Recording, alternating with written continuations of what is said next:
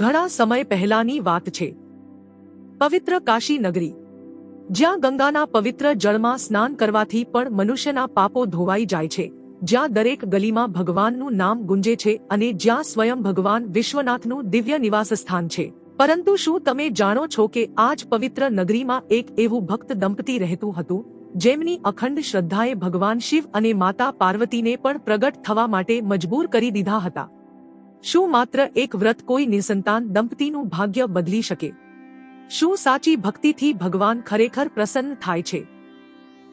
આજે આપણે સાંભળીશું જયા પાર્વતી વ્રતની આ દિવ્ય અને સત્ય પૌરાણિક કથા, જેના અંતે માતા પાર્વતી પોતે આ વ્રતનો મહિમા અને તેના પવિત્ર નિયમો સમજાવે છે। તેથી આ કથાને અંત સુધી જરૂર સાંભળજો। ઘણા વર્ષો પહેલા પવિત્ર કાશી નગરીમાં એક અત્યંત સદાચારી, સત્વાદી અને સેવાભાવી દંપતી રહેતું હતું। તેમના જીવનનો એક જ ધ્યેય હતો, ભગવાન શિવ અને માતા પાર્વતીની ભક્તિ તથા જરૂરિયાતમંદોની સેવા। ઈશ્વરની કૃપાથી તેમની પાસે અખૂટ સંપત્તિ હતી, પરંતુ ધનની સાથે તેમને ક્યારે અભિમાન આવ્યો નહોતો। દરરોજ સવારે ભગવાનની પૂજા કર્યા પછી તેઓ ભૂખ્યા, ગરીબ, સાધુ સંતો અને યાત્રાળુઓને પ્રેમથી ભોજન કરાવતા। તેમના ઘરના દ્વારેથી કોઈ પણ વ્યક્તિ ભૂખ્યો પાછો ફરતો નહોતો। પતિ પત્ની બંને એકબીજાના સહકારથી સદાવ્રત ચલાવતા અને સેવા કાર્યો કરતા। તેમની વિનમ્રતા અને દાનશીલતાની ચર્ચા સમગ્ર કાશી નગરીમાં થવા લાગી। દૂર દૂરથી સંતો, મહાત્માઓ અને શ્રેષ્ઠીઓ પણ તેમના દર્શન કરવા આવતા। બધું જ હતું ધન, માન, પ્રતિષ્ઠા અને ભક્તિ, પરંતુ તેમના હૃદયમાં એક એવી ખાલી જગ્યા હતી, જે દિવસરાત તેમને વ્યથિત કરતી હતી। તે ખાલી જગ્યા હતી સંતાન સુખની। સમય પસાર થતો ગયો। કાશી નગરીમાં આ સેવાભાવી દંપતીનો મહિમા વધુને વધુ પ્રસિદ્ધ થવા લાગ્યો। લોકો કહેતા, આવા ભગવાનના સાચા ભક્ત ભાગ્યે જ જોવા મળે। આ સમાચાર ધીમે ધીમે દેવલોક સુધી પહોંચ્યા। એક દિવસ દેવર્ષિ નારદ મુનિના કાને પણ આ દંપતીની ભક્તિ અને સેવાનો મહિમા પહોંચ્યો। નારદ મુનિ મનમાં વિચારે છે, ચાલો આજે આ ભક્તોના દર્શન કરીને તેમની ભક્તિનો અનુભવ કરીએ। હાથમાં વીણા અને મુખ પર નારાયણ નારાયણનો જાપ કરતા તેઓ આકાશ માર્ગે કાશી નગરી તરફ પ્રસ્થાન કરે છે। થોડા જ સમયમાં તેઓ દંપતીના ઘરે પહોંચે છે। દંપતી દૂરથી જ દેવર્ષિ નારદને ઓળખી જાય છે। બંને દોડી જઈ તેમના ચરણોમાં નમી પડે છે અને ખૂબ જ આદરપૂર્વક તેમનું સ્વાગત કરે છે। ફળ, ફૂલ અને આસન અર્પણ કરીને તેમની સેવા કરે છે। ભક્તોની વિનમ્રતા જોઈને નારદ મુનિ અત્યંત પ્રસન્ન થાય છે, પરંતુ તેમને એવું અનુભવાય છે કે આટલું બધું સુખ હોવા છતાં બંનેના ચહેરા પર ક્યાંક એક અધૂરાપણું છુપાયેલું છે। નારદ મુનિ પ્રેમથી પૂછે છે, હે ભક્તો, ભગવાનની કૃપાથી તમારી પાસે ધન, માન, પ્રતિષ્ઠા અને સુખસગવડ બધું જ છે, છતાં તમારા ચહેરા પર આ ઉદાસી કેમ દેખાય છે? દંપતી થોડા સમય માટે મૌન રહી જાય છે। બંનેની આંખો ભીની થઈ જાય છે। પતિ ધીમા સ્વરે કહે છે, હે મુનિરાજ, આપની કૃપાથી અમને કોઈ વસ્તુની કમી નથી। ભગવાને અમને બધું જ આપ્યું છે, પરંતુ અમારા જીવનમાં એક એવી ખોટ છે, જે કોઈ સંપત્તિથી પૂરી થઈ શકે તેમ નથી। નારદ મુનિ પ્રેમથી કહે છે, નિસંકોચ કહો પુત્ર, મનની વાત છુપાવશો નહીં। ત્યારે પત્ની ભીની આંખોથી કહે છે, હે મુનિરાજ, અમને સંતાન નથી। અમારા પછી આ સેવા, આ સદાવ્રત અને ભગવાનની ભક્તિ આગળ વધારનાર કોઈ નથી। બસ આ જ અમારા જીવનનું સૌથી મોટું દુઃખ છે। પતિની કરુણ વ્યથા સાંભળીને દેવર્ષિ નારદ થોડા સમય માટે ધ્યાનમાં લીન થઈ જાય છે। થોડા ક્ષણો પછી તેઓ આંખો ખોલે છે અને તેમના ચહેરા પર દિવ્ય સ્મિત છવાઈ જાય છે। તેઓ કહે છે, હે ભક્તો, તમારું દુઃખ હવે લાંબો સમય નહીં રહે।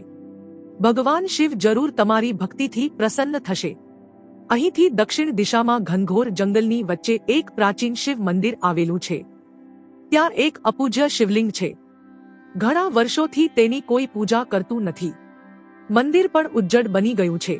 તમે બંને ત્યાં જાઓ, મંદિરની સફાઈ કરો, દરરોજ ભગવાન શિવ અને માતા પાર્વતીની શ્રદ્ધાપૂર્વક સેવા પૂજા કરો, જળાભિષેક કરો, બિલ્વપત્ર ચઢાવો અને અડગ વિશ્વાસ રાખો। જ્યારે તમારી ભક્તિ પૂર્ણ થશે, ત્યારે સ્વયં મહાદેવ અને માતા પાર્વતી તમારા પર પ્રસન્ન થશે અને તમારી મનોકામના જરૂર પૂર્ણ કરશે। આટલું કહી નારદ મુનિ બંનેને આશીર્વાદ આપે છે। ભગવાન તમારું કલ્યાણ કરે। દંપતી આનંદથી તેમના ચરણોમાં નમી પડે છે। હવે તેમના જીવનનો સૌથી મોટો આધ્યાત્મિક પ્રવાસ શરૂ થવાનો હતો. બીજા જ દિવસે સૂર્યોદય થતાં જ દંપતીએ ભગવાનનું સ્મરણ કર્યું. નારદ મુનિના આશીર્વાદ લઈને તેઓ પોતાના ઘરમાંથી નીકળી પડ્યા.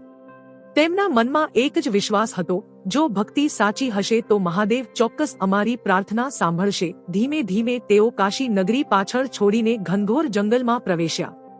ચારે બાજુ ઊંચા વૃક્ષો, કાંટાળા રસ્તાઓ અને ભયાનક નિર્જનતા હતી. ક્યારેક તડકાની ગરમી તો ક્યારેક ઉબડખાબડ પથ્થરોથી ભરેલો રસ્તો.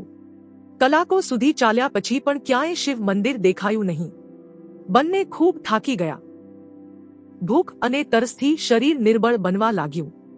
છતાં તેમના હોઠ પર સતત એક જ મંત્ર ગુંજતો રહ્યો, ઓમ નમઃ શિવાય, ઓમ નમઃ શિવાય. અંતે બંને એક વિશાળ વૃક્ષની નીચે બેસી થોડો આરામ કરવા લાગ્યા. એ જ સમયે પત્નીની નજર દૂર એક ઊંચા ડુંગર તરફ ગઈ. સૂર્યકિરણોમાં ડુંગરની ટોચ પર કંઈક ચમકી રહ્યું હતું. પત્ની ઉત્સાહથી બોલી, હે નાથ, જુઓ, પેલા ડુંગરની ટોચ પર કંઈક મંદિર જેવું દેખાય છે. કદાચ નારદ મુનિએ જે શિવ મંદિરની વાત કરી હતી એ જ હશે. આશાની નવી કિરણ સાથે બંને ફરી ઊભા થયા અને ડુંગર તરફ આગળ વધવા લાગ્યા. ઘણો સંઘર્ષ કરીને આખરે તેઓ ડુંગરની ટોચ પર પહોંચ્યા. સામેનું દૃશ્ય જોઈને બંનેની આંખો આશ્ચર્યથી પહોળી થઈ ગઈ. ત્યાં ખરેખર એક પ્રાચીન શિવ મંદિર હતું, પરંતુ વર્ષોથી કોઈ આવ્યું ન હોય એવું લાગતું હતું. મંદિરની દિવાલો પર વેલીઓ ચડી ગઈ હતી. ચારે બાજુ સૂકા પાંદડા અને ધૂળ જમા થઈ ગઈ હતી.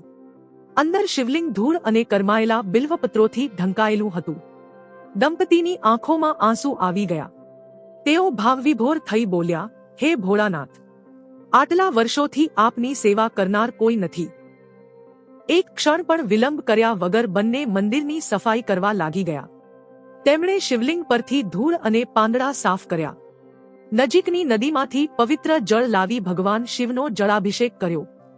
બિલ્વપત્ર અને જંગલમાંથી લાવેલા સુંદર ફૂલો અર્પણ કર્યા.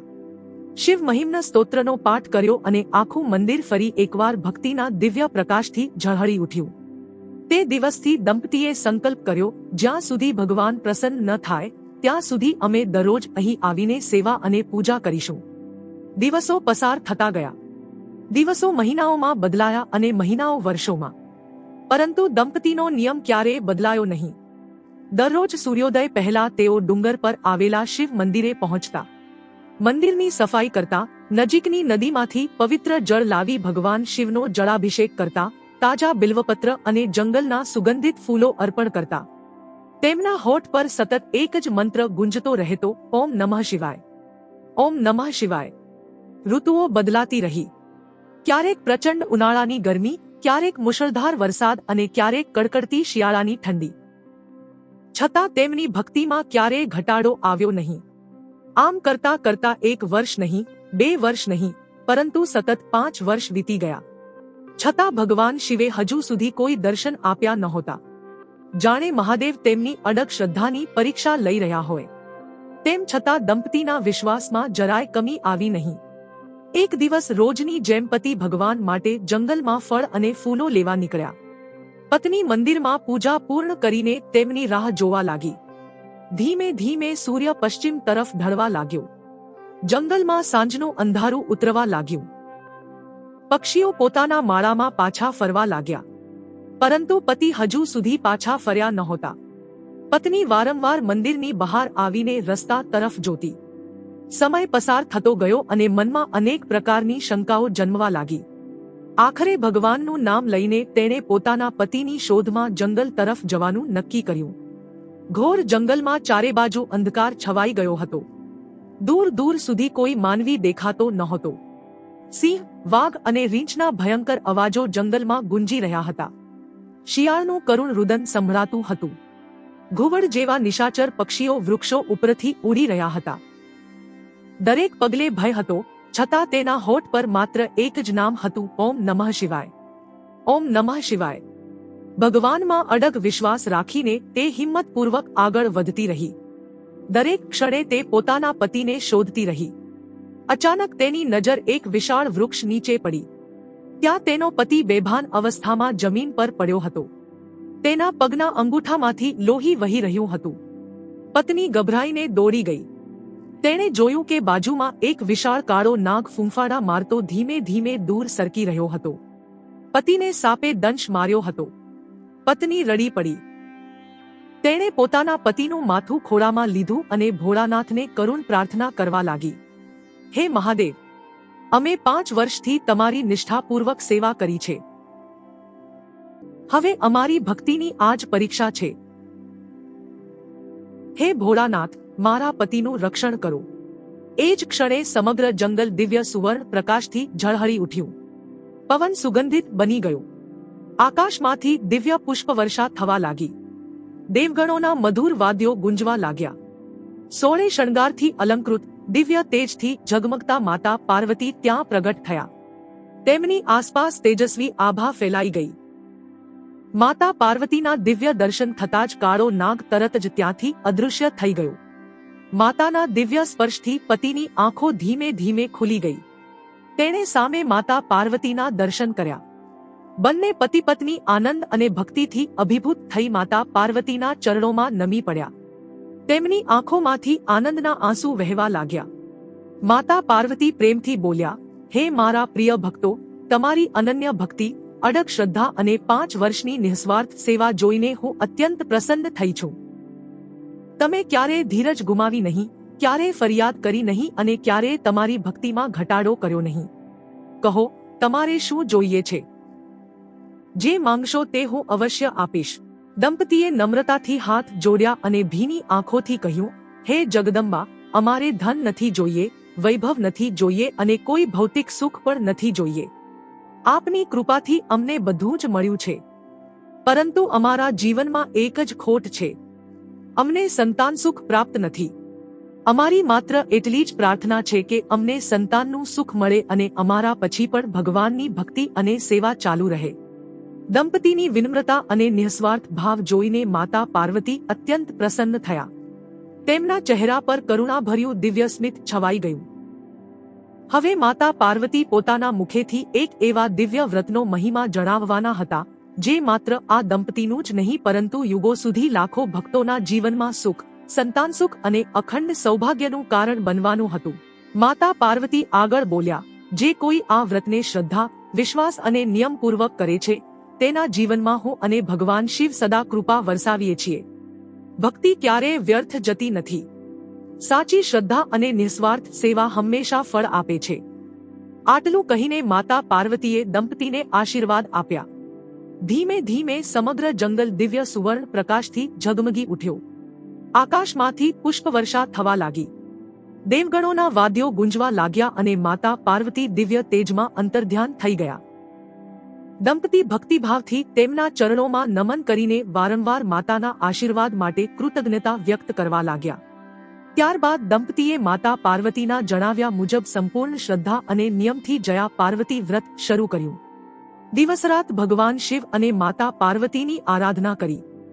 સમય પસાર થયો અને માતાના આશીર્વાદથી ટૂંક સમયમાં જ તેમના ઘરમાં પારણું બંધાયું. જે ઘર વર્ષો સુધી નિઃસંતાનતાના દુઃખથી ભરેલું હતું, ત્યાં હવે બાળકના હાસ્યનો મધુર અવાજ ગુંજવા લાગ્યો. સમગ્ર પરિવાર આનંદથી ઝૂમી ઉઠ્યો. દંપતીની આંખોમાં કૃતજ્ઞતાના આંસુ આવી ગયા. તેઓ સમજી ગયા કે સાચી ભક્તિ ક્યારેય નિષ્ફળ જતી નથી. આ ચમત્કારની વાત ધીમે ધીમે સમગ્ર કાશી નગરીમાં ફેલાઈ ગઈ. લોકો દૂર દૂરથી આ દંપતીના દર્શન કરવા આવવા લાગ્યા. કુમારિકાઓ જયા પાર્વતી વ્રત કરવા લાગી. સૌભાગ્યવતી સ્ત્રીઓ પણ અખંડ સૌભાગ્ય અને પરિવારના સુખ માટે આ વ્રત શ્રદ્ધાથી કરવા લાગી. જેમ આ દંપતીને માતા પાર્વતીના આશીર્વાદથી સુખ, સંતાન સુખ અને સૌભાગ્ય પ્રાપ્ત થયું, તેવી જ રીતે અસંખ્ય ભક્તોના જીવનમાં પણ ભગવાન શિવ અને માતા પાર્વતીની કૃપા વરસવા લાગી. જયા પાર્વતી વ્રતનો મહિમા સમગ્ર પ્રદેશમાં પ્રસિદ્ધ થયો. હે ભક્તો, આ કથાનો સંદેશ ખૂબ જ સરળ અને પવિત્ર છે. સાચી શ્રદ્ધા, અડગ વિશ્વાસ, નિસ્વાર્થ સેવા અને ભગવાન પ્રત્યેની ભક્તિ ક્યારેય વ્યર્થ જતી નથી. ભગવાન પોતાના ભક્તોની પરીક્ષા જરૂર લે છે, પરંતુ સાચા ભક્તને ક્યારેય નિરાશ કરતા નથી. યોગ્ય સમયે તેઓ પોતાની કૃપા અવશ્ય વરસાવે છે. જે કોઈ આ જયા પાર્વતી વ્રતની કથા શ્રદ્ધાથી સાંભળે છે, વાંચે છે અથવા ભક્તિભાવથી જુએ છે, તેને આ પવિત્ર વ્રતનું પુણ્યફળ પ્રાપ્ત થાય. ભગવાન શંકર અને માતા પાર્વતી સૌના જીવનમાં સુખ, શાંતિ, સમૃદ્ધિ, સંતાન સુખ, સદબુદ્ધિ અને અખંડ સૌભાગ્ય વરસાવે તેવી હાર્દિક પ્રાર્થના. જો તમને આ દિવ્ય પૌરાણિક કથા ગમી હોય તો વિડીયોને લાઈક કરો, તમારા પરિવાર અને મિત્રો સાથે જરૂર શેર કરો અને આવા જ સનાતન ધર્મના પૌરાણિક ઇતિહાસ, વ્રતકથાઓ અને ભક્તિમય વિડીયો માટે અમારી ચેનલને સબસ્ક્રાઇબ કરવાનું ભૂલશો નહીં. તો ચાલો અંતમાં સૌ ભક્તિભાવથી એકસાથે બોલીએ, હર હર મહાદેવ, જય શંકર ભગવાન, જય માતા પાર્વતી, ઓમ નમઃ શિવાય.